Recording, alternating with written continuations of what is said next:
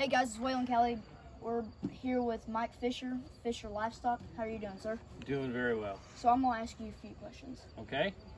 So, how many years have you been breeding pigs?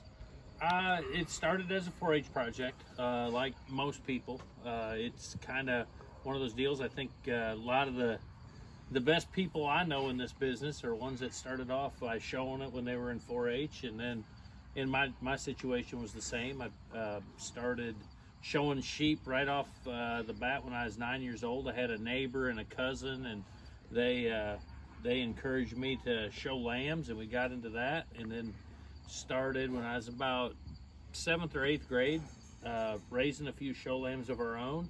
Had got up at one point before I graduated high school and dispersed. I think we got up to 30 or so ewes.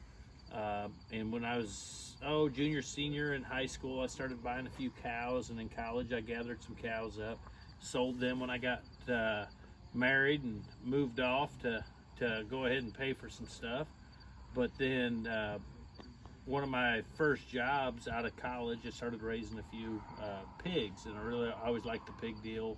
From the time I was in high school, I worked for one of the most prominent, best hog breeders that I've ever met was Doug Stewart. I started off working for him, Stewart Duroc Farm in Waverly, Iowa, and started off mowing the grass, just and weed eating. That's all I did. And then as years went by, I started painting fences and feeding sows, and then started being able to help hold them when we castrate them. Eventually, they taught me enough that I felt like I knew something about pigs, and I liked how the pig thing moved so fast.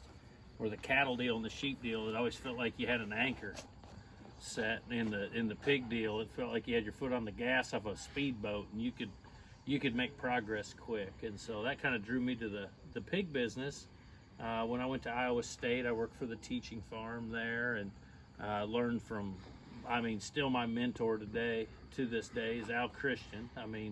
Him and his brothers that I knew that were around that area they were the greatest hog people in the state of Iowa, no doubt at all. No doubt. And if you asked anybody from the state of Iowa, if they don't think the Christians are the kind of the first class family, they're probably not from there. Right. But so I started doing this and worked for the National Swine Registry for a couple years, and met a lot of great people throughout the country. And then as I got older, didn't want to be on the road. 350 days a year like those guys had to be. And so I kind of settled down and worked for a couple different hog breeders, Gary Ledger, Tim Merrick there in Iowa, and learned a lot from both of them guys, not only on the selling part, but also on the breeding part. Two great livestock people. And then moved to Texas in 2003 with a pregnant wife, a bunch of farrowing crates, a handful of sows, and thought, well, let's try to make this deal work. And son was born. My oldest son was born a month after we moved down here, and we kind of hit the ground running. Had some sows we thought were pretty good. Had some success right off the bat. Traded a lot of pigs at the beginning to until I could get my sows good enough. I'd buy and resell, and still do it to this day. Buy a pig here, there, and find a good gilt. And that's kind of how we got started in Texas. Since we've been down here, we've focused on the pig deal. We had a detour and tried to raise a few show lambs for a while. My oldest son really liked showing sheep, and did that.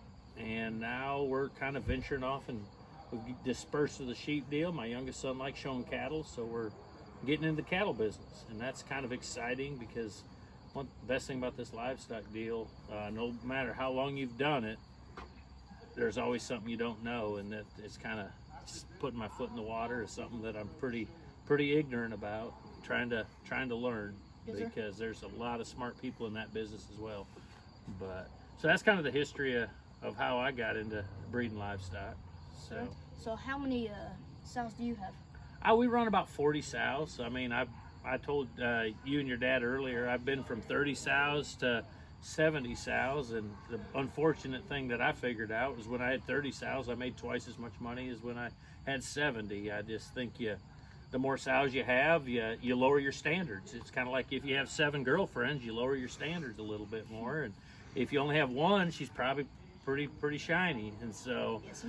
that's kind of the way we look at the livestock. We're never going to be big. We're not going to.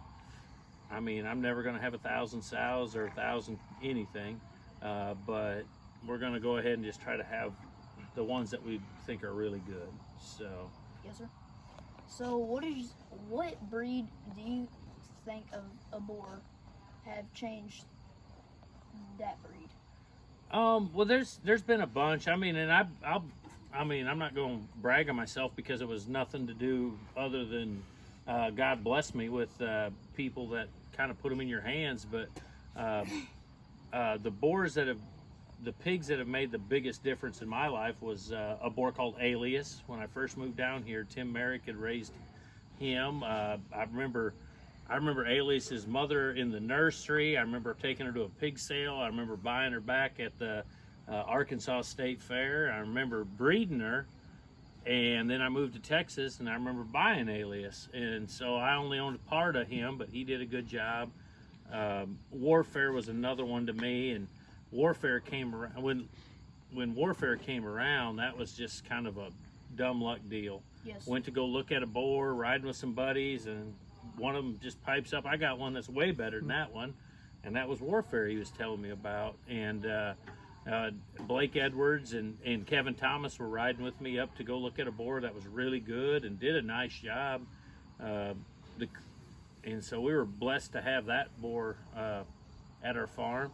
The cool thing was the first day I heard about Warfare, we saw Super Monster at Andy Forehand's, and I wanted to buy Super Monster from Andy Forehand, but he had already sold him the week before to Ron Deere and Ellis for $20,000. So we didn't get to. Well, that was more than that maybe, but that's cheap now. That was a lot of money back then. Oh yeah. But so we've been kind of fortunate to have some that have dang sure made a difference. But you can spend every minute of your life and every dollar you have and not ever have one. You just got to be blessed with one. One just has to kind of almost fall in your lap. Yes, sir. And that's what I've been very fortunate. But put yourself around good people and things like that happen. Yes, sir. Warfare has had an impact. Yeah, he was a great boar for me. I mean, he was one of those deals. He kept me. We got his headstone out by our house. We Really? buried him in the yard. He's the only pig I've ever buried like in a memorable spot. We put more than that in the ground than we wish we had, but he's got a special spot in our heart because he came around at just the right time. I mean, he was the right hog, the right time, and I mean, was very fortunate to have him. He changed our life forever. I mean, our whole family. I mean, and I've told people, if you've done this deal, if you do this deal your whole life, you might be blessed with maybe 2 or 3 life-changing animals, and he was definitely the one that changed our life for the better. Our whole families. Yes, sir. So, what has been your favorite major or national show? For a while there, I loved the World Pork Expo because you don't just show against the people you know in your state. You get to be around the best feeders in every state, and it's also a little bit for me when it's in Des Moines. I get to see family and friends. I mean, whether they're friends in college. I mean, I'll even run in friends in high school. So that's my favorite national show without a doubt because it's back in Iowa where I grew up. And so I see a lot of people. I wish they'd get back to where they have the commercial and the show pig thing there at the same time. But that's because I probably know more people in the commercial industry than I do the show pig deal even. And so just because a lot of the people I grew up with are doing that part of this industry. In Texas, I don't know. I still got a soft spot in my heart for Fort Worth. I think that's a neat show. I was blessed. I got to judge that show before I moved down here. Was also very fortunate. Family I helped won that show, and so that was pretty neat. San Angelo is probably my favorite Texas major. Really? It's laid back, and the people in San Angelo, Texas, are awesome. I mean, they're livestock people, and so that's probably my favorite major to go to every year. Is I want to make sure that my kids have an animal on feed that we can go to San Angelo. That's Yes, my sir. favorite. It is a very laid back show. Yep. So, final question: what do you look for in a foundation female? You know, that's a tricky part. I mean, this deal, because the biggest thing is they got to function. I mean, they got to want to. It's hard to pick your next gilt out of a litter of 3. I mean, if they don't lay down and want to farrow and want to raise them, a long time ago, somebody told me, if you'll just sit there and watch those things in the farrowing crate, the way they lay down, you'll know if they're any good. And if you watch them best sows, the way they lay down, I mean, you hate to say it, I mean, there's a big difference in people and there's a big difference in pigs between the smartest and the dumbest of them. And them smarter hogs, the way they act and function and the way they lay down in the crate and they're conscious of their babies and they want to raise them. I think that's important. I mean, because genetically we can find a boar. I mean, there's no boar that's off limits. No. So you can find a boar to mate any kind of sow to them. So the biggest thing is the sow has to function. And if we have enough function in the sow, we'll find a boar. There's changers out there, all kinds of them. No matter what her deficiencies are phenotypically, if she functions right, you can find a boar to mate them. And they're not off limits to anybody. No, sir. So, but Yeah, and the big thing is too. I mean, they've got to be able to handle the prey and just Yep. walk in there and just, you know what I mean. Yep.